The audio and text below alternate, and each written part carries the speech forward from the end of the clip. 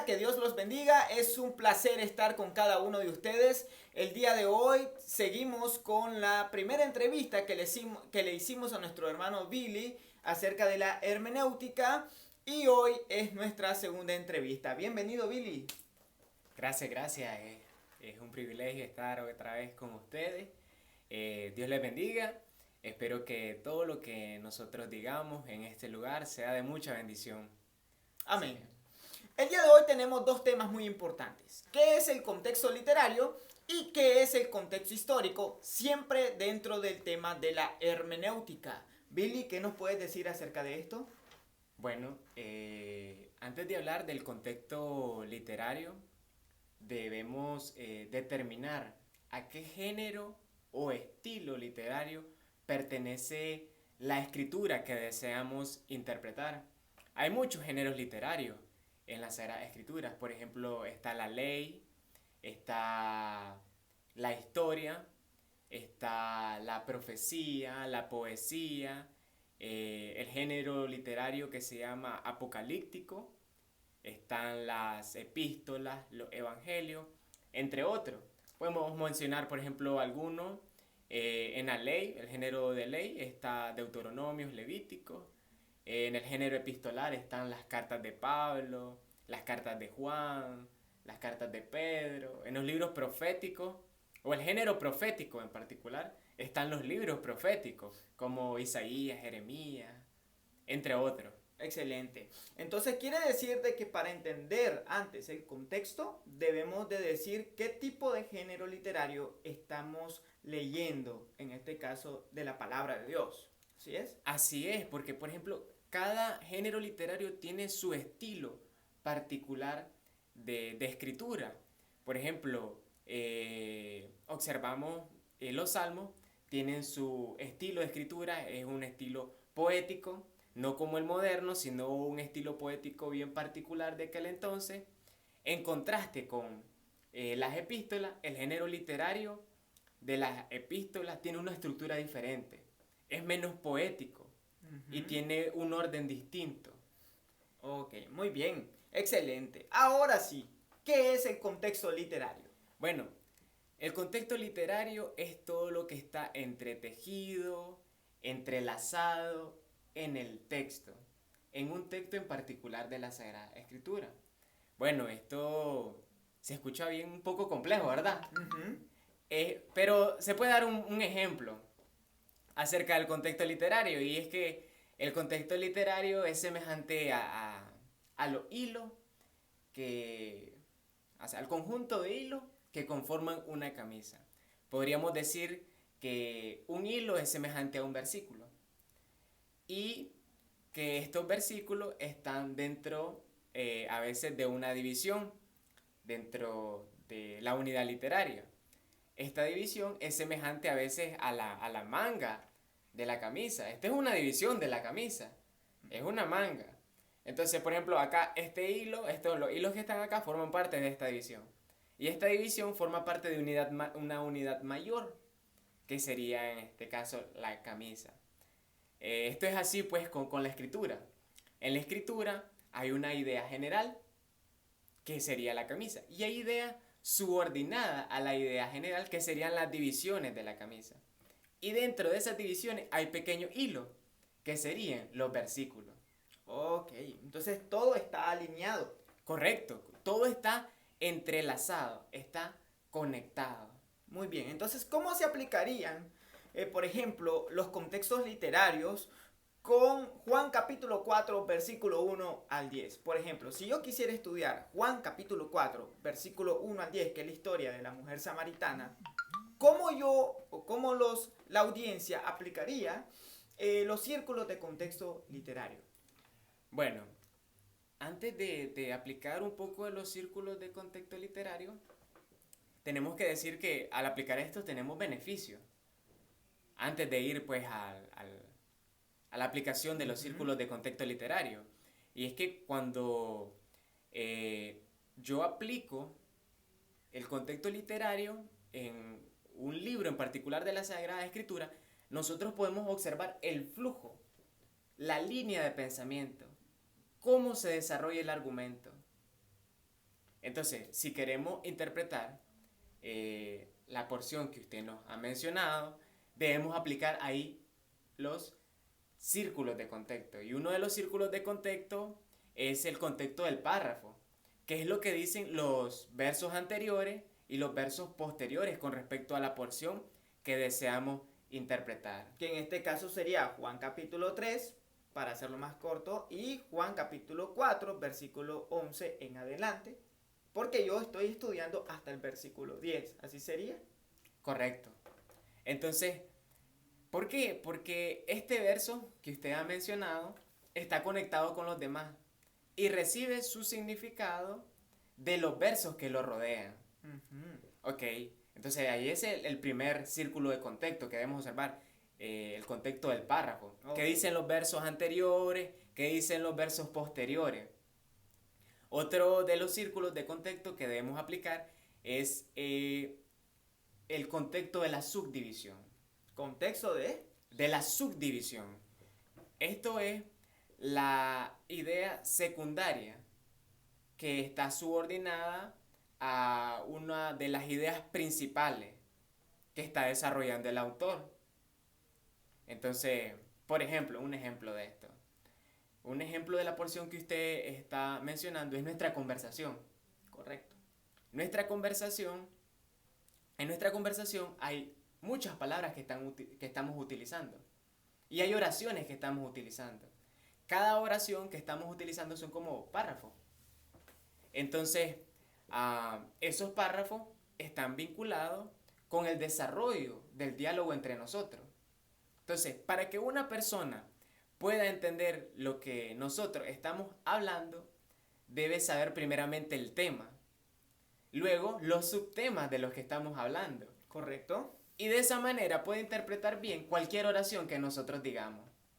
Excelente. Entonces, el segundo círculo de contexto es ese, el contexto de la subdivisión. Que son las ideas secundarias. Las ideas secundarias que están subordinadas a las ideas principales. Correcto, muy bien. Okay. Otro círculo de contexto que debemos mencionar es el contexto del libro. Hay un tema central que predomina. De este tema central se derivan todos los demás. Dentro de uno de los subtemas está la porción que usted ha mencionado. Juan 4, 1 al 10. Correcto. Entonces, Juan 4, 1 al 10 forma parte de una unidad literaria más grande que la subdivisión, que en este caso es el contexto del libro. Que en este caso es el Evangelio de Juan. Correcto. Ok. Entonces, esos son los primeros 3 círculos de contexto. Pero para ampliar más la comprensión de esta parte de la escritura, podemos aplicar otro círculo de contexto, que sería qué dice Juan, el mismo autor, en otro escrito de él con respecto al mismo tema. Muy bien. Esto es para ampliar el conocimiento del intérprete, para que el intérprete pueda tener un entendimiento completo de la comprensión de esa parte de la escritura. Excelente. Y bueno, eso se hace, ese es el cuarto círculo de contexto. Luego aplicamos qué dice otro autor de la escritura del mismo testamento con respecto al mismo tema. Excelente. En este caso sería qué dice tal vez Lucas, qué dice Pedro o Pablo con respecto al mismo tema. Y eso nos va a ir ampliando más la comprensión de esta porción de la escritura. Excelente. Y no nos quedamos ahí, porque Falta otro. falta otro. Y todavía nos va a ayudar a comprender quizás completamente esa parte. Y es ver qué dicen autores del Antiguo Testamento con respecto al mismo tema. Wow, entonces son 6 pasos o 6 círculos literarios. Sí, 6 pasos o 6 círculos literarios que se deben ir respetando en orden para poder tener una mejor comprensión de la escritura. Muy bien. Así va a tener una buena interpretación. Por ejemplo, ocurría algo durante la Edad Media. Algunos maestros de la escritura venían y aislaban un versículo de su contexto literario y le otorgaban un significado ajeno al que él tiene dentro de su contexto. A esto le llamamos, se le llama pues dentro de la hermenéutica un método de interpretación alegórico, donde el texto va a recibir su significado de lo que yo opine, de lo que yo piense de ese verso. Ujú. Entonces ya no sería pues interpretar lo que dice la palabra de Dios, o sea, lo que dice la misma palabra de Dios con respecto a este verso, sino sería decir, ¿qué es lo que digo yo con respecto a este verso? Eso es una mala interpretación. Ya. Se le conoce también como eisegesis. Colocarle al texto un significado ajeno. Ok, entonces la Biblia va a decir lo que yo quiero que diga, pero no lo que la Biblia dice en sí. Entonces eso es decir, es introducirle mis pensamientos a la escritura y eso es totalmente... Equivocado, es eisegesis. Ok. En contraparte, todos los métodos que hemos mostrado acá se llaman exégesis. Y lo que pretende la exégesis es extraer el pensamiento original del autor. Así uno sabe qué es lo que está inspirando el Espíritu Santo. Ok. Entonces tenemos el contexto de párrafo, tenemos el contexto de la subdivisión, el contexto del libro. Correcto. Tenemos estudiar el mismo autor en los mismos libros que él escribió, siempre dentro del mismo testamento. Después, el quinto sería ver lo que otros autores distintos dijeron Correcto. acerca de la porción bíblica que yo estoy estudiando. Y el último, cruzarnos al Antiguo Testamento. Así es, maestro. Muy bien, excelente. Contexto literario muy importante para todos los que estudiamos la palabra de Dios, la predicamos o la enseñamos a otros. Muy bien, Billy. Ahora vamos al último, contexto histórico. Ok. Bueno, cuando mencionamos el contexto histórico, estamos hablando de todo el antecedente, los sucesos que enmarcaron el escrito bíblico. Por ejemplo, el Evangelio según Mateo no narra la misma historia que lo que nos dice el Deuteronomio o el Éxodo. Entonces, el contexto histórico es todo lo que rodea el texto. Son, por ejemplo, las condiciones sociales, las condiciones políticas, las condiciones religiosas que rodearon al texto. Entonces esto, bueno, nos sirve para tener una mejor comprensión de la Sagrada Escritura. Esto nos arroja luz. Por ejemplo, tal vez nos encontramos con una porción de la Escritura que dice algo que no entendemos. Entonces debemos hacer uso del contexto histórico. Y para poder encontrar un poco el contexto histórico, que son las cosas que hemos mencionado, debemos hacer uso de las herramientas que usted mencionó en uno de sus videos. Las herramientas de estudio. Los comentarios. Los comentarios. Y ahí están todos esos datos que el intérprete necesita. En los comentarios hay una parte donde dice introducción y ahí menciona el autor, la ciudad, entre otras cosas que necesita el intérprete para tener una mejor comprensión de el porqué de la escritura. Muy bien. Para terminar, danos un ejemplo de dónde se puede aplicar el contexto histórico en la palabra de Dios. ¿Cómo se puede aplicar? Bueno, hay una parte de la Sagrada Escritura que cuando uno la lee aislada de su contexto literario, nos resulta extraña. Y es el Salmo 137, verso 9. En algunas versiones dice, bienaventurado el que agarre a tu hijo y lo estrelle contra la roca. Bueno, entonces cuando aplicamos pues los círculos de contexto empezamos a observar el flujo del pensamiento. Y nos va a dar una mejor comprensión de esta porción de la escritura. Usted puede practicarlo allá en su casa. Puede observar por qué se está diciendo esta parte, bienaventurado el que agarre a tu hijo y lo estrelle contra la roca. Entonces ahí es donde cae la aplicación del contexto histórico. Ya.